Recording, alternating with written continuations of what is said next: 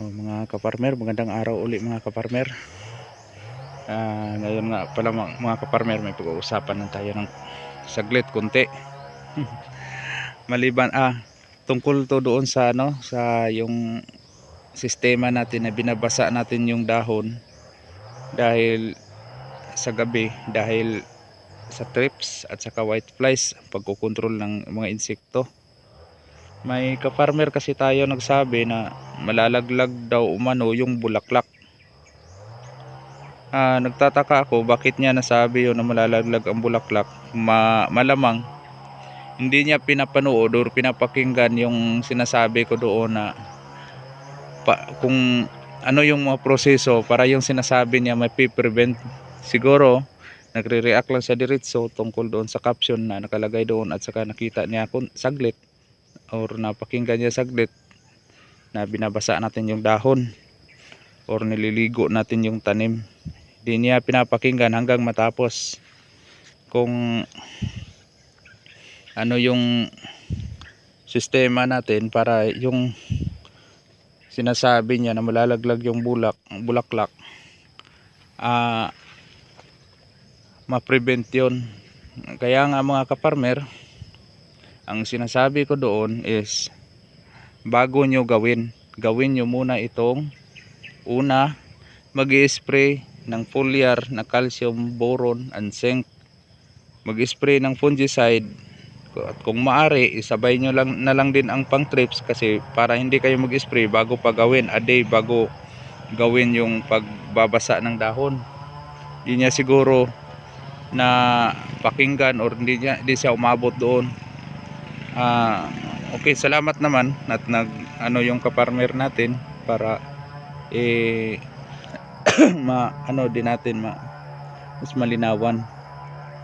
Hindi yun basta gagawin lang mga kaparmer, kasi yung sinasabi niya na malalaglag, hindi naman natin to bastang gagawin na lang na hindi natin alam yun nga possibility na malalagas daw umano yung bulaklak. Sabi ko pa nga, may oras na iwasan para maiwasan din yung pagkakalaglag ng bulaklak. At mga kaparmer, in actual basis talaga na may makikita kayo na nung nagbabasa kayo ng talong nyo, nalalaglag yung bulaklak. Halimbawa natamaan ng tubig tapos nalalaglag, ibig sabihin yun nun mga kaparmer, tapos na yung function ng bulaklak na yon, dahil papunta ng malalanta na yung bulaklak na yan. Lumalambot na yan dito sa kapit niya yung dito, yung diyan.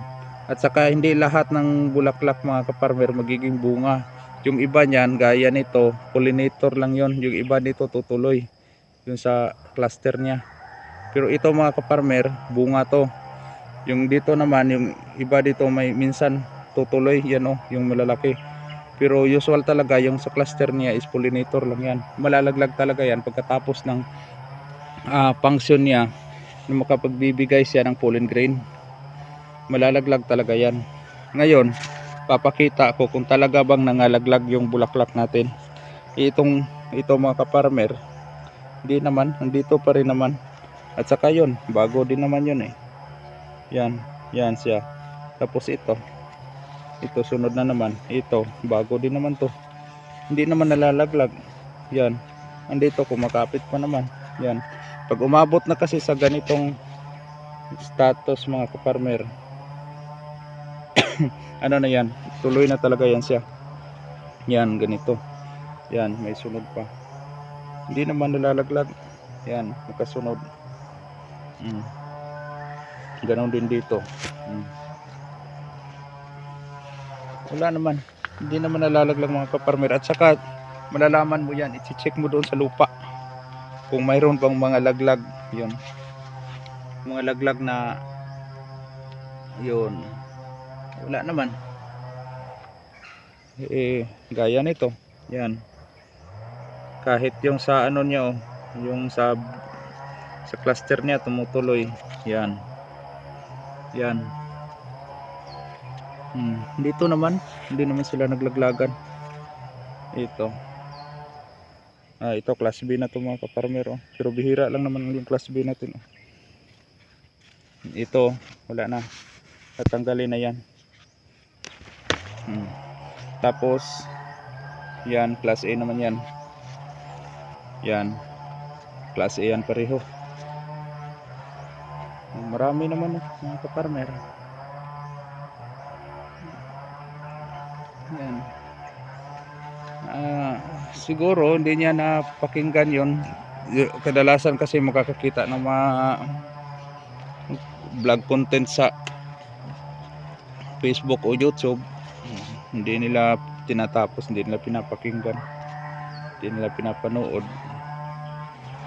Okay, yun lang mga kaparmer. Sana mas nalinawan at napatunayan natin na hindi talaga nalalaglag yung mga bulaklak. Okay, hanggang sa susunod mga kaparmer, laging tatandaan, magsasakang may alam, maginhawa ang buhay, ngunit huwag lang ipagmayabang sapagkat Diyos ang nagbigay. Maraming salamat.